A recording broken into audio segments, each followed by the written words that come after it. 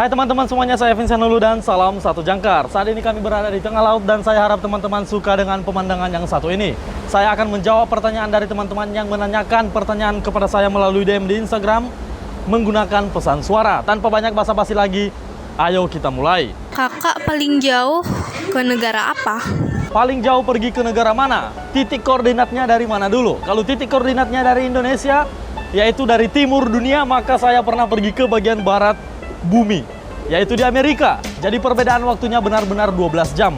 Kalau di Indonesia jam 12 siang, maka di sini jam 12 tengah malam. Kalau misalnya kita ngomongin yang paling utara, saya pernah pergi ke Iceland. Lebih utara lagi Rusia. Oh no, lebih utara lagi Greenland. Di sana sepi banget, cuma ada es semuanya. Lanjut ke pertanyaan berikutnya. Kalau lagi berlayar ada kru yang tertinggal gimana kak? Tetap ditinggal apa ditunggu dulu? Ini pertanyaan bagus sekali. Bagus buat teman-teman yang pengen mengetahui tentang dunia kapal pesiar atau dunia pelayaran. Oh ya, kalau misalnya ada teman-teman, ada kru yang tertinggal, maka kapten akan menanyakan kepada kantor pusat, ini bagaimana, apakah krunya ditinggal atau tidak. Kita selalu ada koordinasi. Jadi, ketika ada keputusan di kapal pesiar, tidak hanya diambil oleh satu orang saja, diambil oleh beberapa orang. Jadi ada koordinasi antara satu pihak dengan pihak yang lain. Biasanya ditunggu sampai 30 menit. Kalau misalnya benar-benar tidak ada kabar sama sekali, maka krunya tersebut kita tinggal. Tidak peduli siapa yang tertinggal, apakah itu tamu, apakah itu kru, apakah itu tamu VVIP. Tidak peduli, kalau misalnya kita jamnya sudah berangkat, maka kita wajib berangkat atau berlayar. Nah, apabila kru tersebut tertinggal di US Port, ini benar-benar sangat strict banget. Kru tersebut akan dihandle oleh port agent. Jadi di masing-masing negara atau di masing-masing pelabuhan kita punya agen. Agen tersebut yang akan mencari kru tersebut. Dan ketika kru tersebut sudah didapatkan nantinya, maka kru tersebut akan dibawa pulang ke negaranya masing-masing, alias dipecat. Next question, pertanyaannya bagus sekali.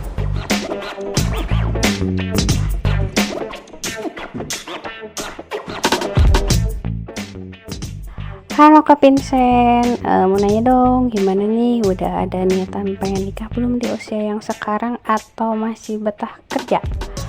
Terima kasih, salam satu jangkar. Oke, makasih pertanyaannya, salam satu jangkar juga. Kalau untuk sekarang ini saya masih pengen meniti karir dulu. Entah itu di kapal pesiar atau itu di bidang yang lain, yang jelas saya mau meniti karir dulu. Kalau untuk menikah, pasti ada waktunya nanti. Cuman mungkin nggak sekarang. 2-3 tahun lagi mungkin ya. Tapi kalau sekarang masih menikmati jalan-jalan keliling dunia dan memberitahukan informasi tentang dunia kapal pesiar kepada teman-teman semuanya. Saya harap teman-teman suka dengan video-video dan konten-konten saya, baik itu di TikTok, Instagram maupun di YouTube ini sendiri. Thank you.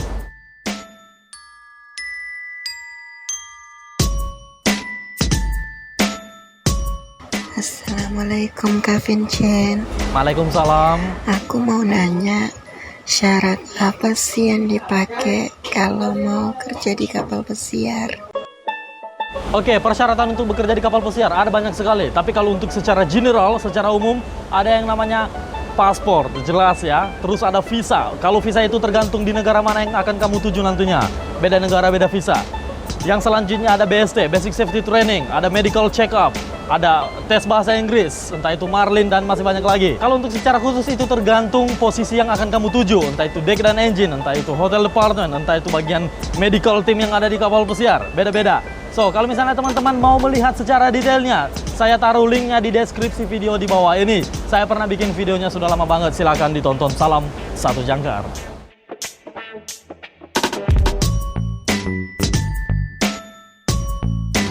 Bang, kira-kira berapa orang krunya kapal pesiar semuanya?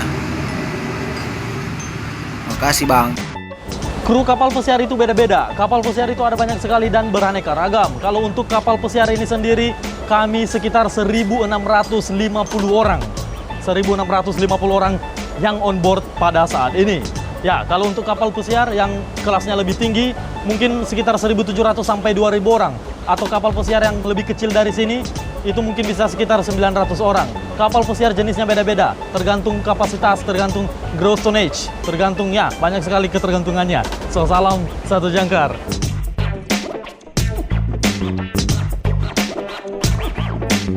Halo bang, sudah berapa lama kerja di kapal pesiar? Thank you pertanyaannya. Sudah sekitar 6 tahun. Kurang lebih 6 tahun sudah bekerja di kapal pesiar. Thank you for your question, Andi. Next question.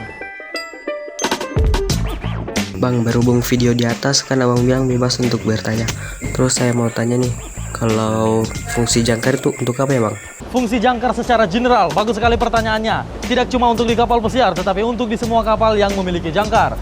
Fungsinya itu untuk mempertahankan posisi kapal tetap pada titik koordinat yang sama ketika kapal tersebut tidak berlabuh di pelabuhan atau ketika kapal tersebut tidak bersandar, yang dalam arti kapal tersebut berada di tengah laut. Agar kapal tersebut tidak terbawa ombak atau tidak terbawa angin, maka kapal tersebut menurunkan jangkarnya agar posisi kapal tersebut tetap berada di titik koordinat yang sama. Semoga video atau informasi ini bisa menambah pengetahuan kita semuanya. Dan apabila teman-teman punya penjelasan yang lain lagi, silahkan tulis di kolom komentar di bawah. Sharing is caring. Salam satu jangkar. Selamat pagi Bang Vincent dari Semarang, Jawa Tengah. Bang, mau tanya, apakah di perusahaan abang, apakah bisa promosi dari hotel department ke posisi seperti abang? Tolong dijawab bang. Terima kasih. Salam satu jangkar. Bisa dong, bisa. Tidak cuma hanya di perusahaan saya aja. Rata-rata semua perusahaan kapal pesiar atau perusahaan industri lainnya bisa cross training. Ada yang namanya internal promotion. Teman saya yang dari Nepal, dia bekerja di rumah sebagai accountant. Dia bekerja sudah lama, ya sekitar 5 tahun bekerja di bank, di salah satu bank yang ada di Nepal. Dan ketika dia pengen melamar menjadi bagian dari tim finance di kapal pesiar, tidak ada lowongan. Maka dia masuk ke departemen security atau satpam yang ada di kapal pesiar. Dan setelah dia keterima kerja di sini, barulah dia mengeluarkan sertifikat atau pengalaman pekerjaan. Pengalaman kerja yang dia dapatkan bahwa dia pernah kerja di finance. Dan akhirnya dia cross training dan sekarang bekerja di finance sebagai asisten financial accountant di kapal pesiar. So ya, bagi teman-teman, apapun itu posisinya di awal, masuk saja. Yang penting bekerja di kapal pesiar. Jadi ketika nanti sudah masuk bekerja di kapal pesiar, nanti tergantung kamu dan tergantung negosiasi dengan atasan atau dengan siapapun yang berada di kapal pesiar, dengan senior officer management. Kamu bisa pindah posisi, kamu bisa dapat promosi ke bagian posisi lainnya atau bagian departemen lainnya. Semoga video ini bisa membantu menjawab pertanyaan kamu. Salam satu jangkar.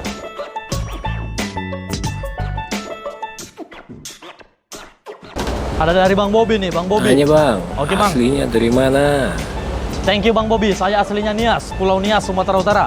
Kalau teman-teman pernah lihat gambar lompat batu, itu berasal dari Nias, dan itu berasal dari daerah saya. Salam satu jangkar. Next question.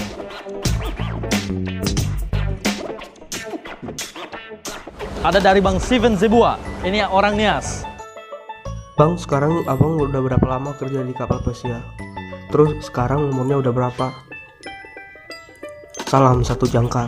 Oke Bang Steven Zebua, saya umurnya sekarang sudah 28 tahun. Saya tidak tahu ini masih muda atau sudah tua. Tetapi nikmatilah, jalan-jalan itu menyenangkan sekali. Kalau bekerja di kapal pesiar kurang lebih sudah hampir 6 tahun. Thank you. Next question.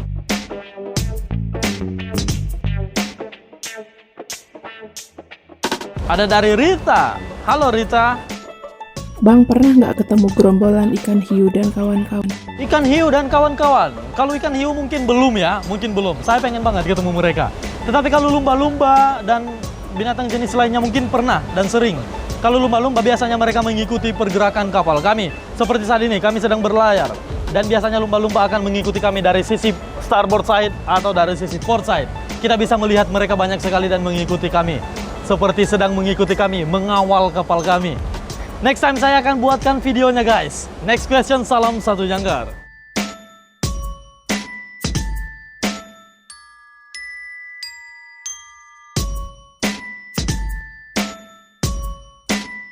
Halo Bang Vincent, salam kenal. Salam kenal juga. Bang Vincent dari alumni mana? Salam satu jangkar untuk Rani. Saya alumni UGM, Yogyakarta tahun 2014. Setelah itu, setelah lulus, saya langsung bekerja di kapal pesiar. So yeah, thank you for asking me. Next question.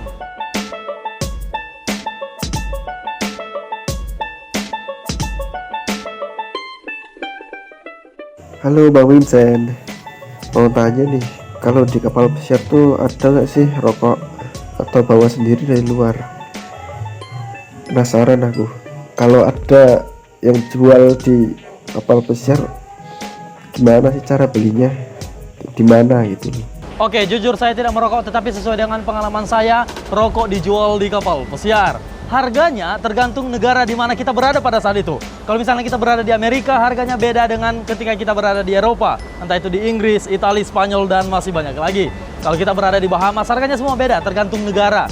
Taksnya juga beda-beda. Jadi di sini ketika kita membeli sesuatu, ada yang namanya taks atau pajak.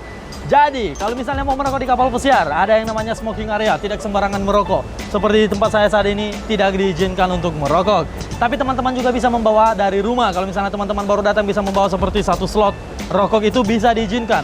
Tetapi sepengetahuan saya, correct me if I'm wrong, sepengetahuan saya cuma diizinkan membawa 1 atau 2 slot saja.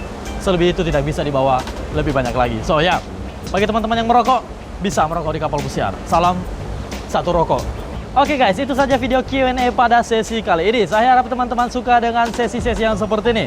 Kalau teman-teman punya pertanyaan, silahkan DM saya di Instagram melalui voice note lebih bagus, biar saya bisa bikin video yang seperti ini, atau saya akan jawab melalui voice note juga nantinya. So, next time saya akan mengajak teman-teman untuk curhat kepada saya melalui Instagram. Sekali lagi DM saya di Instagram melalui pesan suara atau voice note. Tetapi kali ini bukan pertanyaan, kali ini adalah curhatan. Entah itu tentang kesedihan, nanti putusin pacar, atau curhat tentang apapun itu. Atau mungkin teman-teman pengen berbagi pengalaman. Saya akan tampung semuanya. Dan semua voice note-nya nanti, pesan suara kalian akan saya putar ketika kami di Amerika Serikat. Di belakangnya nanti saya ada gedung-gedung tinggi. Nanti saya akan berdiri di sana dan akan saya putar voice note-nya kalian di Amerika Serikat. Dan saya akan bikin next video selanjutnya lagi nantinya. Bagi teman-teman yang tertarik, feel free. And as always guys, thank you so much for watching. Saya Vincent dulu. Salam satu jangkar.